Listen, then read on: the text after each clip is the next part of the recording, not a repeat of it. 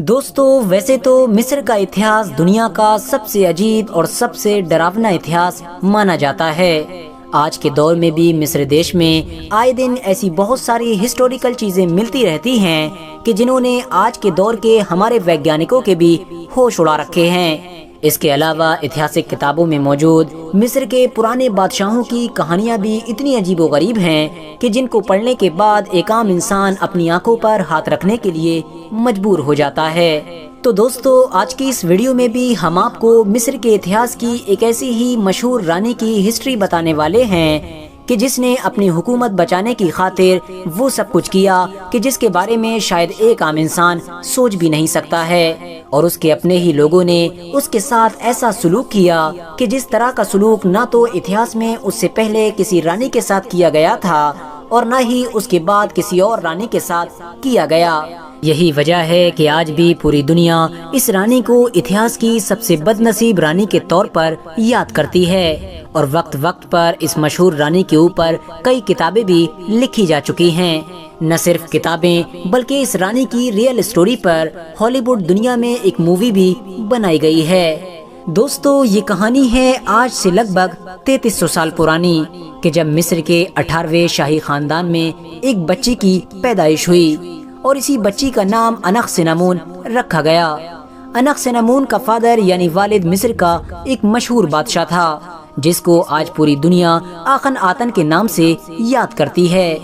ویسے تو آخن آتن نے اپنے دور میں بہت سارے بڑے بڑے کام کیے، لیکن جس کام کی وجہ سے وہ سب سے زیادہ مشہور ہوا وہ کام یہ تھا کہ اس نے اپنے دور میں اپنی سلطنت میں رہنے والے لوگوں پر دھارمک طور پر بہت ساری پابندیاں لگا دی تھیں، اور اس نے یہ آرڈر جاری کر دیا تھا کہ آج کے بعد ایسے کسی بھی دیوتا کی پوجا نہیں کی جائے گی کہ جن دیوتاؤں کی پوجا مصر میں پہلے سے ہوتی آ رہی تھی، بلکہ اس نے یہ آرڈر جاری کیا کہ آج کے بعد صرف اور صرف سورج کی پوجا ہی کی جایا کرے گی۔ اس دور میں سورج کو مصر کے لوگ آتن کے نام سے جانا کرتے تھے، یہی وجہ تھی کہ اس بادشاہ نے اپنا نام آخن آتن رکھ لیا تھا جس کا مطلب تھا سورج کا بندہ۔ لیکن دوستو ان تمام چیزوں کے علاوہ بھی وہ ایک چیز کہ جس کی وجہ سے اس بادشاہ کو اتہاس میں سب سے زیادہ شہرت ملی وہ کوئی اور چیز نہیں بلکہ اس کی خود کی پرسنل لائف تھی، کیونکہ دوستو یہ اپنی پرسنل لائف میں اتنا زیادہ سنکی اور عیاش انسان تھا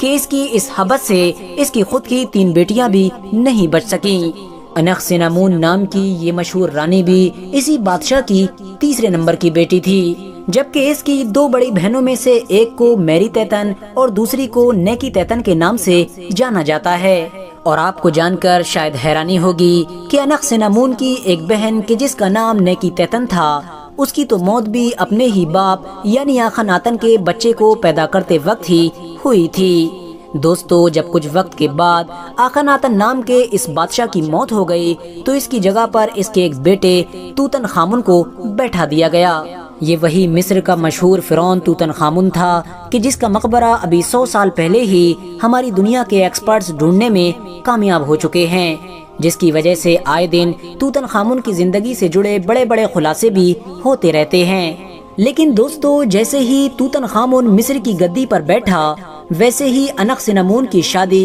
اس کے اپنے ہی بھائی اور مصر کے نئے بادشاہ یعنی توتن خامن کے ساتھ کرا دی گئی۔ جس وقت انخسنمون کی شادی اس کے اپنے ہی بھائی یعنی توتن خامن کے ساتھ کرائی گئی اس وقت توتن خامن کی عمر صرف اور صرف 9 سال تھی، جبکہ انخسنمون توتن خامن کے مقابلے میں عمر میں کچھ زیادہ ہوا کرتی تھی۔ RH نیٹ ورک کے نالجبل فرینڈز اتہاسکاروں کے مطابق انخسنمون اور توتن خامن نے مصر کی گدی پر لگ بھگ 10 سال تک لگاتار راج کیا، اور یہ پورے کے پورے 10 سال بڑی اچھی طرح سے گزرے تھے، کیونکہ ان دونوں نے اپنے باپ کے ان تمام غلط فیصلوں کو بھی واپس لے لیا تھا کہ جس کی وجہ سے مصر کے عام لوگ شاہی خاندان سے ناراض رہا کرتے تھے۔ اس کے علاوہ ان دونوں نے بہت سارے ایسے دیوی دیوتاؤں کی پوجا پر لگے ہوئے بین کو بھی ہٹا دیا تھا کہ جو ان کے باپ یعنی آخن آتن کے دور میں لگایا گیا تھا۔ یہی وجہ تھی کہ اب دھیرے دھیرے مصر کے عام لوگ ان دونوں سے بہت زیادہ محبت کرنے لگے تھے۔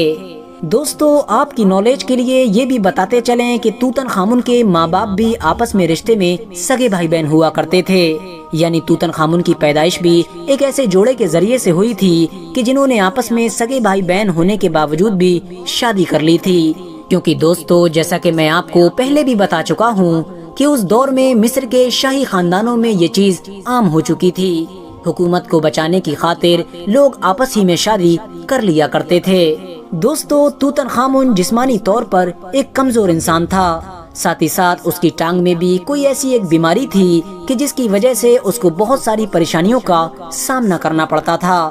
انخسنمون اور توتن خامن کی شادی کے بعد ان کے 2 بچے بھی پیدا ہوئے تھے، لیکن یہ دونوں ہی بچے حد سے زیادہ کمزور ہونے کی وجہ سے زیادہ دن تک زندہ نہ رہ سکے اور کم عمر میں ہی دونوں کی موت ہو گئی تھی۔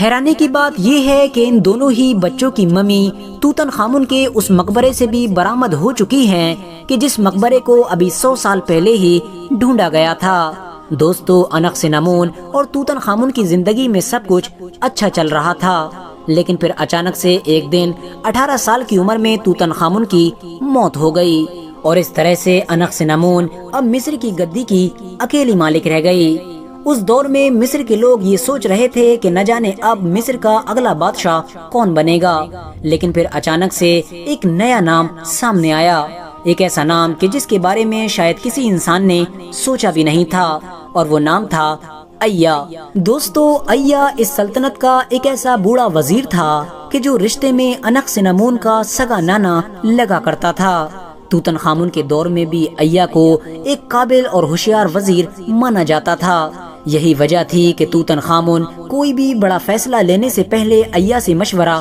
ضرور لیا کرتا تھا، کیونکہ یہ اس کی سلطنت کا نہ صرف سب سے قابل بلکہ سب سے بڑا وزیر بھی مانا جاتا تھا۔ توتن خامن کی موت کے بعد اب ایا نے انخسنمون کے اوپر یہ دباؤ بنانا شروع کر دیا تھا کہ وہ کسی طرح سے میرے ساتھ شادی کر لے تاکہ مصر کے لوگ بغیر کسی پریشانی کے مجھ کو اپنی سلطنت کا نیا بادشاہ مان لیں۔ لیکن انخسنمون اندرونی طور پر کسی بھی طرح سے ایا کے ساتھ شادی کرنے کے لیے تیار نہیں تھی۔ یہی وجہ تھی کہ انخسنمون نے ایا سے بچنے کے لیے ایک خط ہتی سلطنت کی طرف روانہ کیا۔ اس دور میں ہتی سلطنت ایک طاقتور سلطنت مانی جاتی تھی۔ انخسنمون نے اس خط میں ہتی سلطنت کے بادشاہ کو یہ لکھا تھا کہ آپ اپنے بیٹوں میں سے ایک بیٹے کی شادی میرے ساتھ کر دیجئے تاکہ میں کسی طرح سے ایا سے بچ سکوں، اور آپ کا بیٹا اس طرح سے ہماری سلطنت کا نیا بادشاہ بھی بن جائے گا۔ اسی لیے اب ہتی سلطنت کے بادشاہ نے اس خط کو پڑھنے کے بعد اپنے ایک بیٹے کو انخسنمون کی طرف روانہ بھی کر دیا تھا، لیکن راستے میں ہی ہتی سلطنت کے بادشاہ کا یہ بیٹا بری طرح سے مارا گیا۔ اتہاسکار لکھتے ہیں کہ شاید اس کو مروانے کے پیچھے بھی ایا کا ہی ہاتھ تھا، کیونکہ اس کو انخسنمون کے اس خط کے بارے میں خبر مل چکی تھی۔ اس کے بعد آخرکار انخسنمون کو مجبوری میں ایا کے ساتھ شادی کرنی پڑی، اور اس طرح سے بوڑھا ایا اب اس سلطنت کا نیا بادشاہ بن گیا تھا۔ دوستو ایکسپرٹس کو اپنی ریسرچ میں وہ خط بھی مل چکا ہے کہ جو خط انخسنمون نے ہتی سلطنت کے بادشاہ کی طرف بھیجا تھا۔ اس کے علاوہ بھی اور بھی ایسے بہت سارے دستاویز ملے ہیں کہ جن سے یہ ثابت ہوتا ہے کہ بعد میں مجبوری میں انخسنمون کو ایا کے ساتھ ہی شادی کرنی پڑی تھی، لیکن اس شادی کے بعد انخسنمون کے ساتھ کیا ہوا اس بارے میں اتہاسک کتابیں خاموش ہیں۔ لیکن امید ہے کہ جب ایکسپرٹس توتن خامن کی طرح ہی انخسنمون کی ممی کو ڈھونڈنے میں بھی کامیاب ہو جائیں گے